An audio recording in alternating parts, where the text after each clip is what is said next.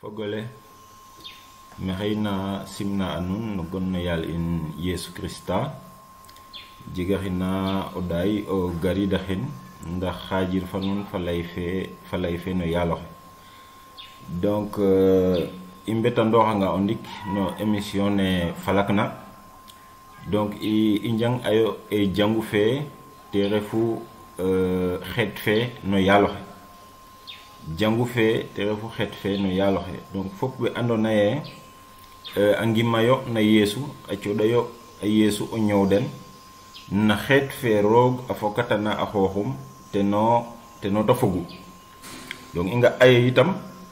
a jega cangu ke andona ye a ndefayo kama saxa ke na leel église locale nda itam a jega jangu fe andona ye te fokatu gimuwe na adna fe fop waxe ga i lay aye jangu faga koy roog dong teno andun jangu fe fokat na en tout cas chrétien ke ndef na adna fe fop tena leel église universelle donc i nga ayitame jangu refe association donc refe ka andona ye comme wi noona mbokatorayo rek a leye fat i mbi o jangu nene xa'a jangu ka ref ka andona ye na roogo xatu waxe ga'a donc a ɓeernitin na Yesu waxe ga'a yam ne andona ye wiin we babaka do le ndefu roog a lultida den o mumucil refna o ɓeem Yesu Krista ta ga a jaɓo coono yaam adna fe so koy fop we andona ye a ngima no kene Yesu a fi'an na aden to a njaɓ en tout cas o cooɗo Yesu o ñowden donc wene ka ndal fo xayo o mbog no xeet fe roog a fokatana a xooxum donc a ndal fo xo mbog en tout cas no jangu fe Yesu Krista donc jangu refe tabax ne yaam leg tabax ne teno i laya ye jangu nda ke refna jangu te refu wiin we ngimna o fogole no gimuwe dena ngoyel jangu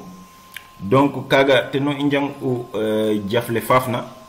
ndi koy xay i nga o acang na lakas manam xay i nga o sañ-sañ fe no yaloxe manam sañ-sañ fe no yaloxe took jangu fe fo en tout cas fo took fogole no gimuwe wala no chrétien oxe sañ-sañ fe no yaloxe no chrétien oxe donc xay i nga o sañ-sañ fe ne Yesu a jegna d'abord ma mota xat tun waxe ga donc te i nga kayo meta xattuna foy o we andona ye den ndefu fogole no gimuwe aussi namo dangelu o ñowit kam sañ-sañ fene o yaloxe a jegna donc te i nga kayo xay i ɗeeto na acte 2 verset 36 a pi'a ke no apotar we o saar o ɗikandeer ole no ke xotitna no peng xarɓen tadik fo ɓeta fa lenga ndeer ole donc keke ta leyo ta leye fat xeet fe Israël fop a an a paax e roog fi'u a Yesu fene nu ndeng na kurwa te ref o yaloxe fo o mumucil oxe regtena xan ɓaat no liir te leye fat xeet fe Israël fop a an a paax e roog fi'u a Yesu fene nu ndeng na kurwa te ref o yaloxe fo o mumucil oxe regtena donc meke apôtre Pierre te noona leya fo yaawur we manam we andona ye de ngarit u Yerusalem na bes fe na Pentecôte fe te refu bes fe yiif te dule a fudoox na took dalbe we fo waare etan ne andona ye te dalbe we a mbi'u to apôtre Pierre a waare in we andona ye den ndeeɗu en tout cas Yerusalem na bes fe na Pentecôte fe to ye yiif te dule a fudoox na took dalbe we da ngara mboka toori da njaaxit yaamana den da lakayo lak-lakas fo kene yi donc mene te non ta layta den ta lay fatno ando ye fat xet fe Israël fop ande roog fe sakna asaman fa lang roog fe en tout cas fop mbaada te leye roog te no xotu ay yeesu fe andona ye ka rengel na croix waxi ga waxtu fe yeesu a rengel na croix fo waxtu kene presque on rôle fo quelques jours rek o ta fi miñ afule te leye yeesu fe nu ndeg na croix roog te no jelu na fi in o yaal fo o mumucel waxe rek tena waxi ga donc roog te no coodu a yeesu sañ-sañ na pexey ke yeesu a fi'na yeesu te jaɓu o gadoox coono ke andona ye te waagu o muccel o kiinoxe te waagu muccel adna fe so a ciñ yeta fi'na kene yeta rengena na croix bo a xontoox bo a ngay na asamaan te leye roog a coodaan te refo yaal waxe ga a coodaan te refo yaal a ref itam o mumuccel oxe rek tena donc xay o leng kut te no rooga xotu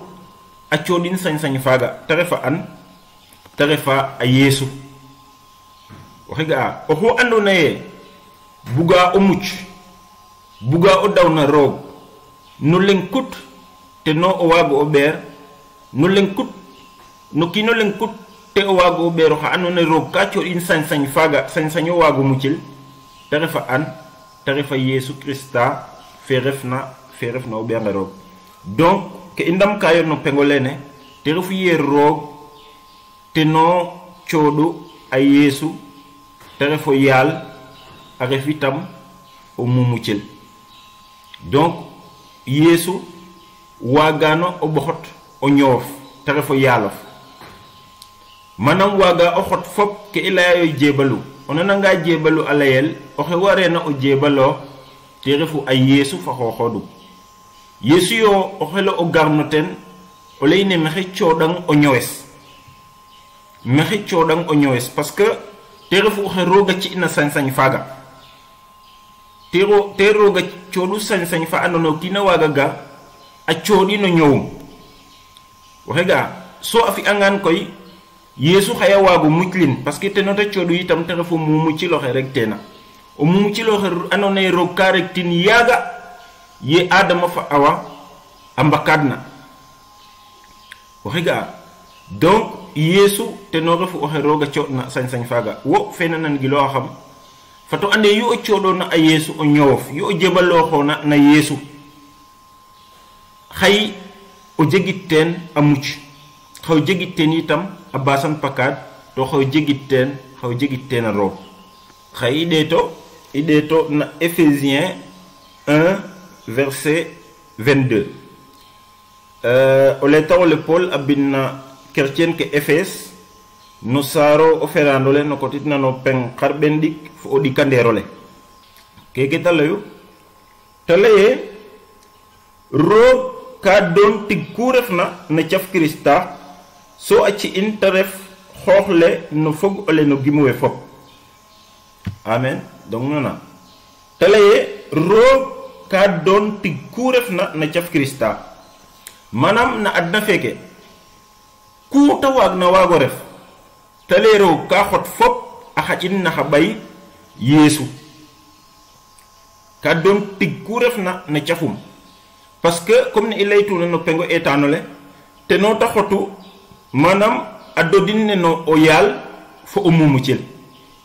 koy a xot fop koy a doonin na cafum waxi ga donc xay yeesu te jegu sañ-sañ toog no ku refna meke na adna fe te taxu itam yeesu ala ine ku no ngetna a faap fe no gones xay a ci'ina nuun ku no ngetna a faap fe no gones xay a ci'ina nuun te taxu chrétien ke gonle yeesu teno da coode parce que roog comme ka coot fop ka doon fop na caf yeesu donc na yeesu o waagata o ɓeer pour waago daw na roog na yeesu o waago o ɓeer te taxu a jega mayu comprendre yo ke taxna chrétien ke a laya no a ngeɗayo no gon yeesu ke te tegitna te refu ye meke na adna fe roog ka xot fop a doonin na caf yeesu donc fop na sañ-sañ yeesu te no te refatu me te refna donc in chrétien ngi aussi i ngelayo andiloox kene andiloox o yàlla in roog ka xot fop a doonin na cafum fop ka refat na sañ-sañum so ta leye so a ci in te ref xooxle no fogole no gimuwe fop a ci in te ref xooxle no fogole no gimuwe fop donc manam jangu fe oxe andona ye te refu xooxle oxe andona ye te adoxanu jangu fe o leng kuto te ref a yeesu krista te adoxanu te refu xooxle no fogole no gimuwe te refu oxe andona ye te adoxanu en tout cas te adoxanu o fogole no gimuwe jangu fe o leng kuto da nananayo te ref oxe andona ye te roga doonu fop na cafum te refa an te refa yeesu jangu fe na sañ-sañ yeesu te no te refu yeesu refu xooxle donc kaga itam o chrétien oxu refna a warano an chrétien ke fop o leng kut te no i nananayo te refa yeesu o leng kut te i mbaɗayo te refa yeesu o leng kut te i mbaɗoxayo te refa yeesu o leng kut te no na mucla te refa yeesu yeesu jegu sañ-sañ faga xay i ɗetaxino xay i ɗeto na Éphésiens 5 verset 23 o le taxo le Paul a bin na chrétien ke Éphèse bo ndiik no ke xotit na no peng o ɓet kanderol no ke xotit na no saar o ɓet kanderole a xotit no peng xar ɓen ndik fo o daɗ kanderole keke te leyu te leye yaam o koor refu kelfa no teem ne Krista a refitna kelfa no fogole no gimuwe wala te leye yaam o koor refu kelfa no teem ne Krista a refitna kelfa no fogole no gimuwe Krista fe fa xoox refu o mumucil oxe no gimuwe ndef na cerum oxiga donc leye ne o koor a refta kelfa no teem ale naga Krista a reftu kelfa no fogole no gimuwe donc oxe andona ye te kelfa u jangu fe te kelfa u chrétien ke o lengo te refa an te refa Krista so a doon ten a wetandit ale Krista fe fa xoox refu mumucil oxe no gimuwe ndef na cerum oxiga donc Krista te refu kelfa fe nda te refu mumucil oxe no gimuwe ndef na kum ndef na cer ndef na cerum donc jangu fe o fogole no gimuwe den ndefu cer ke Krista i ñang ano na cang na ke faafna donc kelfa fe na jangu fe oxe kelfa na jangu fe te refu a yeesu Krista xay ɗeeto na Jacques 4 verset 7 o le taxo le sak a binna no ke xotit na no saar o nax kanderole a xotit no peng o ɓetu ɗi kanderole donc keke te leyu te leye ten taxu newandox yo paam roog mbañ yo o jijoxe to xan a riƴatoox a nuun nana te leye ten taxu newandox yo paam roog mbañ yo o jijoxe to xan a riƴatoox a nuun newandox yo paam an newandox yo paam roog wala nanan yo a roog nanana roog koy te refu nanan ke ta ɗaapna donc i njangayo no eetaan e mete refna roog ka xota yeesu a dodin o yaal fo o mumucel so a xot ku refna a doonin na cafum donc a refanga ye newandooxa mba mbir roog wala nanana a roog donc ko waro o nanan ke rooga ɗaapna manam o mucale ta ɗaapna na yeesu ko waro nananin to ko waro rok teen waxiga a layaxitam meke yitam mbañ yo o ƴiƴoxe te refu an te refu a saytani te refu oxe andona ye te refu faap no maak te refu xe andona ye manam te adoxanu katil ke no niɓandole buge me a xolan a refna te leye mbañeno manam o ƴiƴoxe ka i ngelo mbañin ka i ngelo ñoxor fo ten ka i ngelo maafir fo ten te leye o fi'angaan o maafranga fo ƴiƴoxe te leye ten fa xooxoodum xaye riƴatooxong gano te leye mbaño o ƴiƴoxe to xan a riƴatoox a nuun donc o ƴiƴoxe waagango riƴatu ya andoona yee manam fañaano ma andoona yee jaɓa o maafir fo ten ba o jaɓo o rok no ke ta bugna ba o jaɓo o felakinoox no ke andoona yee te refu ten no ke ta ɗaapna ke o waroona fi kay te refu yee jaɓo ne wandu mbamir roog jaɓo o ñaaƴ itam fa roog a fi'angaan o ƴiƴoxe ten fa xooxoodum xaya xaƴong tranquille. Donc i nagangaayo o laya ye Yeesu te refu o yaal in te refu o maad in te refu o mumucel in donc ka i ngelo nanan a Yeesu waxe ga ka i ngelo nanan a roog ɓeernitin na Yeesu yaam Yeesu yo ta xaƴtu fop o nananga ye Yeesu koy ka jeg sañ-sañ toog jangu fe ne i nga'tuna manam te refu xooxle no fogole no gimwe wala te refu kelfa no fogole no gimwe donc Yeesu te jegu sañ-sañ toog o fogole no gimwe ref na jangu fe kaaga kita tekit na ka tekit te Yeesu ka jeg sañ-sañ toog o chrétien no xu ref na manam wo fe na xoytooxa o chrétien no ñowole wo Yeesu ka waro jeg teen sañ-sañ manam wa cooɗa Yeesu o ñowof ka tekite wo ko xaƴa buge of o nananga buge of manam fop ke andoona yee xaƴa yiifof ka jagin u teen to yoone fo o bugole roog wo fa xooxodof ko jaɓkano xaƴ yaam Yeesu fe refna o yaalof fo o mumucilof so koy jaɓo o ñaaƴ no waaw Yeesu jaɓo ñaaƴ no bugole Yeesu jaɓo ñaaƴ no ke andoona yee te refu me Yeesu a ɓakanang parce que Yeesu aussi ka ñowa refe jangu fe refe fa lay fa ɓor refe ka andoona yee ko garida laya neke rek jangnel non nda Yeesu fene andoona yee te refu o yaalof ka ñowa to na pexe yiif te du leten ka laya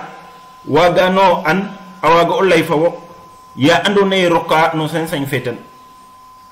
we andoona yee ndoke koy ga njomo nana xay jaaxlana den kena layel mbaage an ke ta refna nda wo a refanga ye waxe kam xayo ga'e o yaaloxe no ndigil ka ñowa to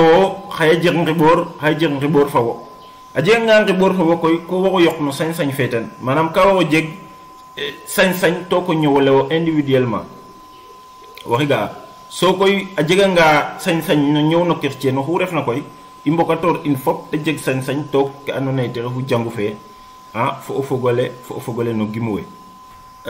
xay i ɗeeto na Romain 6 verset 22 a safele Paul a bin na chrétien ke Rome ne ko xotitna no saar o ɓetu fa lengandeerole a xotit no peng xarɓeen ɗik fo o ɗikandeerole Romain 6 22 keke ta layo ta laye ndiki koy nu sute na bakad so ndefat fat roog o rim nuun a refata o ñowot o tedu so muj nuun a refat o ñoow o fag kerole amen ta laye ndiki koy nu sute na bakad ndiki koy nu sute na bakad we andoona yee a cooɗayo a Yeesu o ñow den a nananayo a Yeesu a suteyo na bakad ka koy roogo na fi'an yaam Yeesu te motandu ke waagna o fi' kaaga na kurwaale waxi ga ta lay ndiiki nu sute na bakad donc na cang na eetaana ke i layaano o kiin sangum we suta xooxum no bakad a refanga ye pour wo dong ino fop bakad fe ka maadooxoogu ka maadwa toog in jegiro doole xayo jeg o bugole ngir fi paax nda jegiro doole fa o fi'ta noona xayo bugo ñako bakad nda jegiro doole fa andona ye xayo waago tiye njerne wo nda koy o leng kut te waagu tax o sutoox na bakad te refu a yeesu te taxu ta lay nu sute na bakad fop we co naxa ñëw dena yeesu te lay so ndefat fa roog nu sute na bakad fa ma doxate toog nuun nda o leng te noona ma doxata toog nuun te refa an te refa roog ndefat fa roog ref fa roog koy te refu ye ndiiki na sañ-sañ roogo o refato jegata doole fa o waagona o nananit a roog te lay o rim nuun a refata o ñowot o tedu o rim nuun manam na pexey a sutalene o sutena no bakad so refatu pa roog ka jeg keta rima no ñowole o te lay o rimole ta jeg ka no ñowole koy te refu o ñowa o tedu o xega o sutange na bakad na pexeyo ngimof na yeesu na pexeyo fo oyel ten baxena o sutel na bakad ne o sutoxanga na bakad ne koy te lay dal fo xa o refat o pat roog manam sutota na sañ-sañ fe no ƴiƴoxe so garid na sañ-sañ fe roog ne o refateno na sañ-sañ fe roog koy ko ga'a koy o ñowole wo ka jega xa tim te lay o rimo laga te refu o ñowot o tedu o buganga ñowot o tedu il faut que o reef na yeesu te lay so muj nuun a refat o ñow o fag kerole muj nuun a refat o ñow o fag kerole donc na waxtu feke waxe ñowa na adna feke ñowa o ñowot o tedu manam waxe ñowa kam maat ne roog te lay so muj nuun a refat kum o ñow o fag kerole waxe ga o ñow fag kerole in commencer ayo o ñowan na pexey vraiment na pexey o ngimonga in na pexey ne andona ye in way na sañ-sañ fe roog ndiki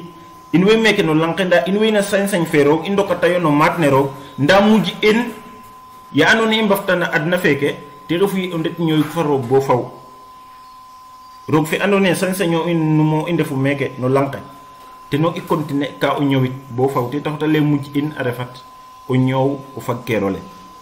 xay i ɗeeto na 1 Jean 5 verset 2 fa 3 donc a safe perandale sang a safe perandale sang donc xotit no peng o bet kanderole a xotit no ke xotit no saro bet kanderole a xotit no pengo di kanderole bono da kander ole donc keke yo talayu talaye mene i andit kaye i mbexa xa ɓiyaxe roog ka i mbex a roog to ndefa ke bil ke ten yaaga koy fex a roog refu o gay ke bil ke ten koy ɗome o ngayel oxe ga donc oxe jangna in meke te lay ka i mbex a roog to ndefa ke bil ke ten yaaga koy fex a roog refu gay ke bil ke ten ɗome o ngayel donc fex a roog refu o gay ke bil ke ten waagiro o laye ko fex a roog to gaykiro ke bil ke roog manam ñaaƴkiro no ke roog a bugna donc we yoon waxe ga o layanga ye ko fex a roog donc ko waro o ñaaƴa na sañ-sañ wo ko xelo gay ke bil ke roog ko xelo xoox o ƴiƴoxe ko xelo refo xa andona ye ko ƴufa ke andona ye te refu bakad manam o rimole wo ka xelo ref o ñowot o tedu comme ne i nga'tuna ndiiki ko xelo o jil o ñow o ñowot o tedu maaga yo andit ka ye fexa a roog koy o fexanga a roog koy xayo fex xa ɓiyaxe roog itam o fexanga a roog xayo fex xa ɓiyaxe roog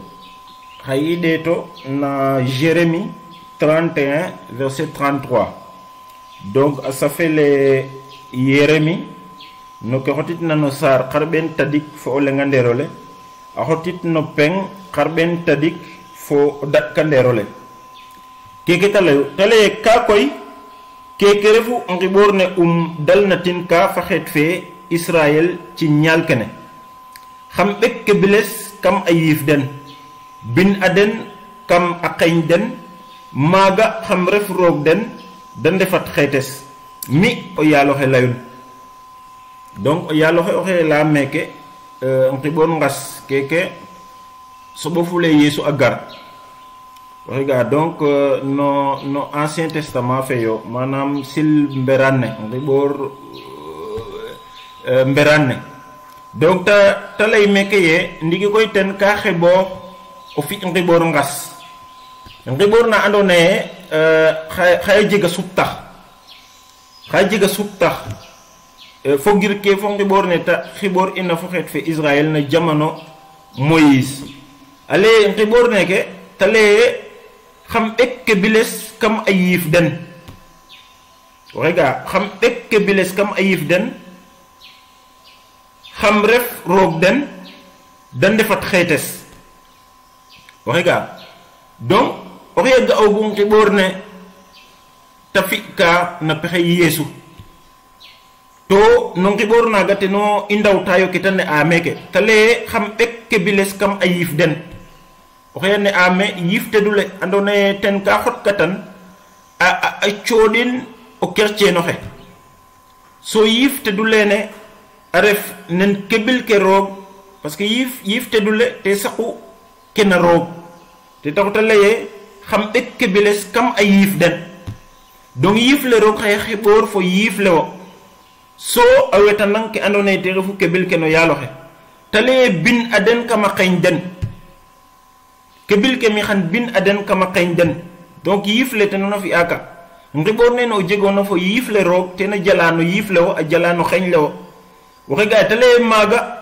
xam ref roog den dan defat xeetes comme ne i njangtuna jangu fe xeet fe roogo ta refu jangu fe xeet fe roogo ta refatu donc te refu ngibor ne ando naye te rooga ga ogu yaga te no tam motandu na Yesu Krista so fop we ando naye a mbogayo no ngibor nene koy andal fo xo mbogat na xabiyaxe roog andal fo xo mbogat no xeet fe roog andal fo xo mbogat no basil ne roog a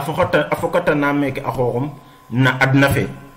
donc fop we ando naye a njaɓayo a yesu ne no yaal fo o mumucil o wey no ngibor nene to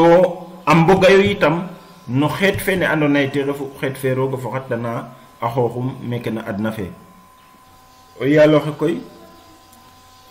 ka laya fa in manam ka laya fo jangu fe ka laya fo chrétien ke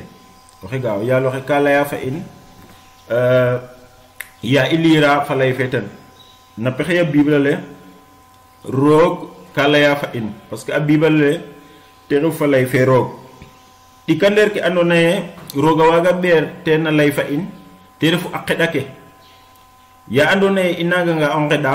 rogo ilay tayo directement to inanga yo olaya fa roog na pexe yaqeda ke itam roog ten fo xodum